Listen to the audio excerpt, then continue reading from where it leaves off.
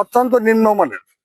এবং আমরা যখন সাইডওয়াল করছে এর 10 থেকে 15 দিন পরে তো বেড়ে গেছে, তারা যখন উঠে আনতে চলে গেছে এর 10 থেকে 15 দিন পরে সাইডওয়াল কাটতে বেড়ে গেছে। এখন অত্যন্ত নিম্নমানের, যা খুশি তাই করে দিয়ে গেছে, কিন্তু আমরা কথাও বলতে পারছি না। ওদের কাজে ওরা করছে, ওরা যে যা মনে চাইছে তাই করছে।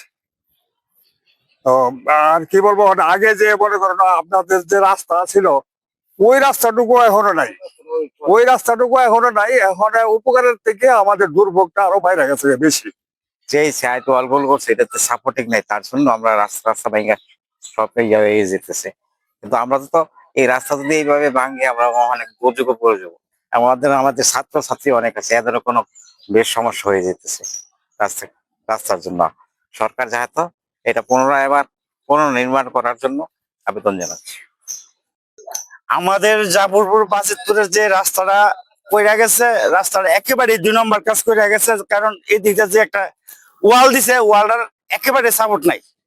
বৃদ্ধ মহিলা লোকজন আছে, স্কুলের ছাত্রছাত্রী আছে, তাদের যে কি একটা যাতায়াতের অসুবিধা হইব।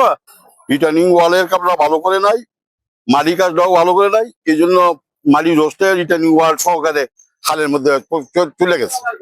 যে রাস্তাটা জাফরপুর এবং বাজিতপুরের যে মেইন রাস্তা, এটা একটাই মাত্র রাস্তা।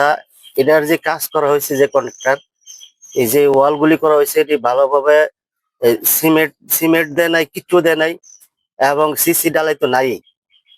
এর জন্য এই যে এখন পিছনে সাপোর্ট নাই, ওয়াল যেমনি ইচ্ছা এমনি করে গেছে। তার জন্য এই যে রাস্তার যে একটা অবস্থা, এখন যে পরিস্থিতি হয়েছে, আর একটু বৃষ্টি হইলে হয়তো আমাদের এই যাতায়াত অবস্থা, 2টা গ্রামের রাস্তা, মানুষে এই যে বাচ্চা কাচ্চা স্কুলে যায় আসে, আর একটু বৃষ্টি হইলে আর এই রাস্তায় থাকবে না। এই ধরনের কাজ করলে আমরা কিভাবে চলাফেরা করব? সরকার তো টাকা ঠিকই দেয়, এই কন্ট্রাক্টরে একবারে মানে বেকার কাজ করে গেছেন। এ ছিল আমার কাছে ব্রাহ্মণবাড়িয়া নবীনগরের জাফরপুর গ্রাম থেকে সর্বশেষ তথ্য। MK জসিমউদ্দিন, বৈশাখী টিভি, ডিজিটাল ও অনলাইন, নবীনগর, ব্রাহ্মণবাড়িয়া।